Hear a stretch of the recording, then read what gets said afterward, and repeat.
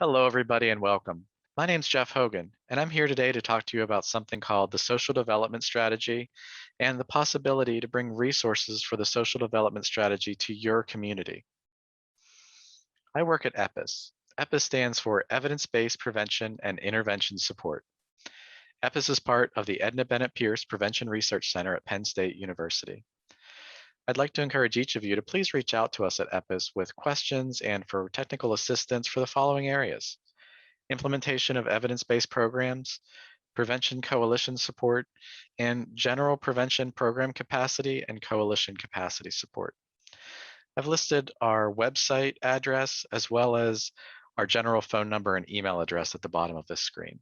In this video, I'm going to quickly review what the Social Development Strategy, or SDS, is, the training that EPIS provides on the Social Development Strategy, and an opportunity for you or possibly a member of your staff to become trained as a social development strategy facilitator.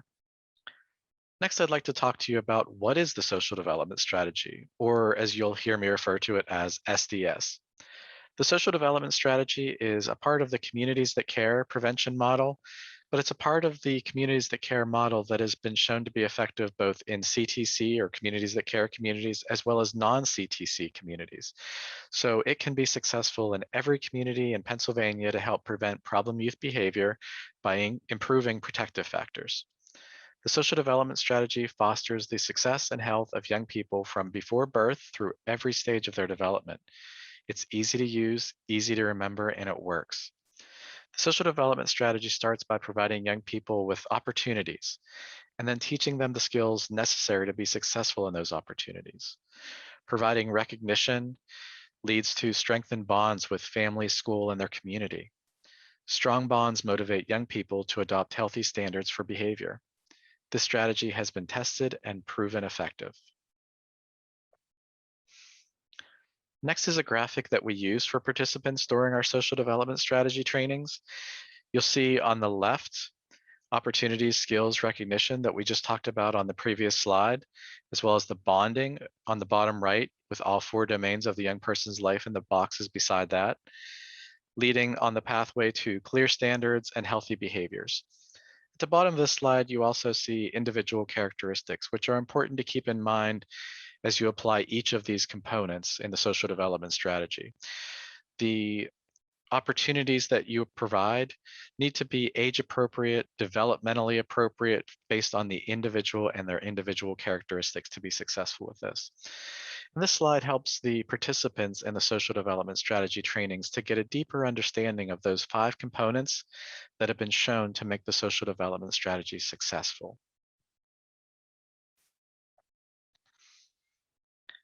The next slide talks about outcomes to show how this can be successful in your community and why you may choose to implement the social development strategy.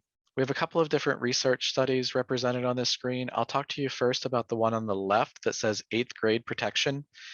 This was taken from a study that measured communities that care communities versus non-communities that care communities, and it measured protective factors. And we can see from the bar graph, the control communities are red, the CTC communities are blue.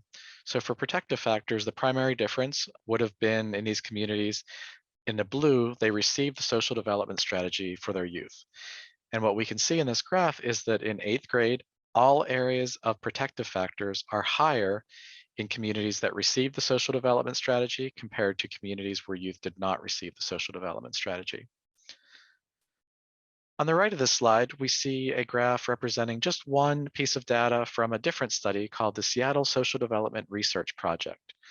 And in the Seattle Social Development Research Project, adults working with youth were taught throughout their entire lives to use the social development strategy with them. And this included parents, teachers, coaches, a lot of different adults that worked with youth. And these youth, they started very, very early on to be studied, and I believe they're in their 30s now, and they continue to be studied. And they've seen some pretty amazing results that are different between communities that use the social development strategy versus communities that do not. In this graph on the right, we see the red line represents control communities, and the green line represents youth in communities that receive the social development strategy.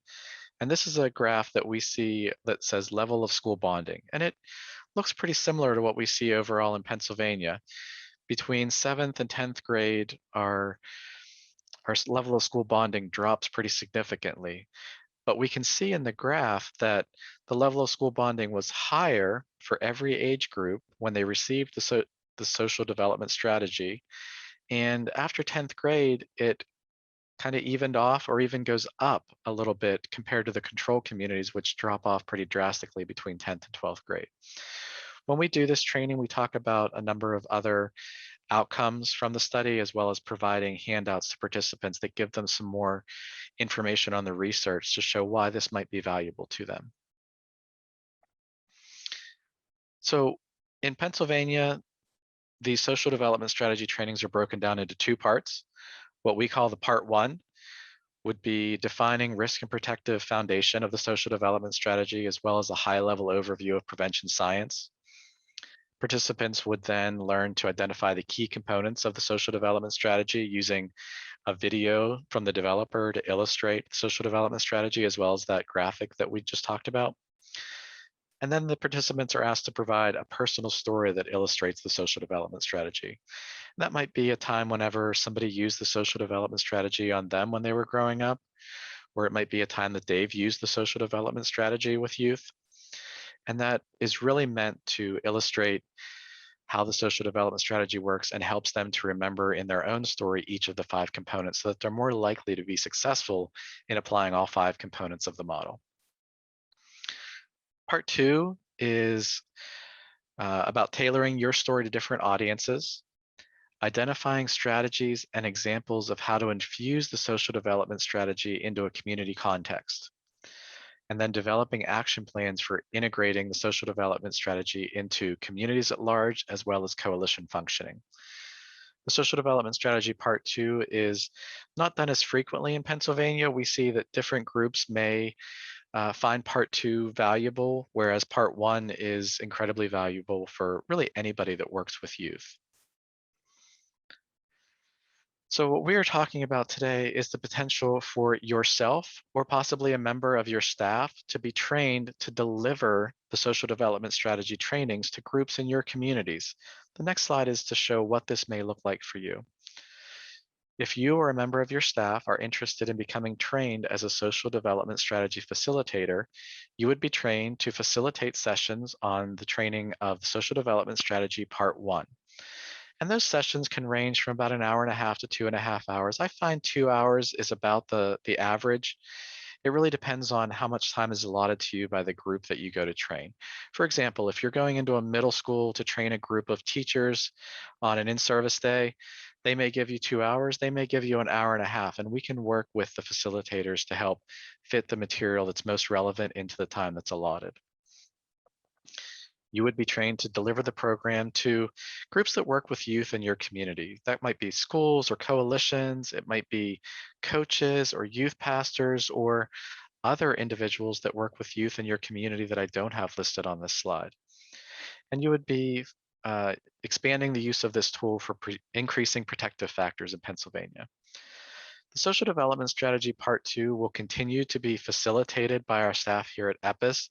And if you have a need for a social development strategy part 2 training in your community, you could work with us based on our capacity to be able to deliver that training for you. So you or a member of your staff would be trained to facilitate the training for part 1 of the social development strategy, which would include prevention science, including a high-level overview of risk and protective factors. It includes the social development strategy information with a deep dive into each of the components, and then having the participants create their own story to be able to tell the social development strategy in their own words and help them to remember those key components to be successful using the social development strategy. At this time, we have some high-level views of what the training may look like, but is really going to depend on how many of you are interested in receiving this training, as well as what some things look like as far as maybe COVID goes in the spring.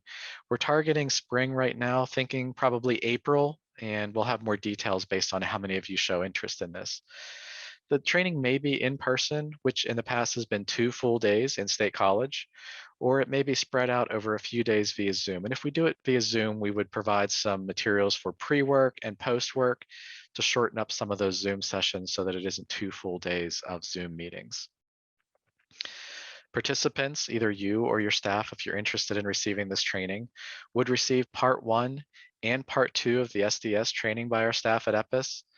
You would then walk through how to facilitate part 1 of the social development strategy training, including tips and tricks.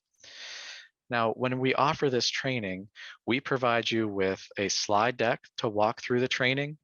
There are 2 external videos that are publicly available on YouTube that you share. They're about 5-minute videos. And we provide you with the handouts that you would hand out or email to participants if you're doing the training through Zoom. And after your training, after you're trained to be a facilitator for the social development strategy part 1, and you start doing these trainings in your community, EPIS would continue to be here as your partner to provide technical assistance and support in whatever way is needed. That may be, as you get started, co-facilitating a training with you, or helping you to prepare for a training with some parts maybe that you're questioning in the slides. We would be here to talk through those things to make sure that you're prepared and able to deliver these trainings in the best way possible in your communities. I have listed my email address on the screen, jah6989@psu.edu. If you have questions that you would like to talk through to figure out if this training is right for you, please feel free to email me. I would be happy to answer what we can either through email or through phone, or we can get on Zoom together based on what questions you have and what's the best way for us to talk through them. I'm really interested in getting you the information so you can decide if this is right for you and your community. And the social development strategy is really about increasing those protective factors across Pennsylvania, which we would love to see expanded. And if that's something that interests you, DDAP is going to have a mechanism for you to sign up for our training. Please sign up if you're interested, or reach out to me if you have questions. I really appreciate your time today as we talked about the social development strategy, and I look forward to hearing from and seeing some of you when we do trainings to train a new group of facilitators for the social development strategy in Pennsylvania. Thank you, everybody. Have a great day.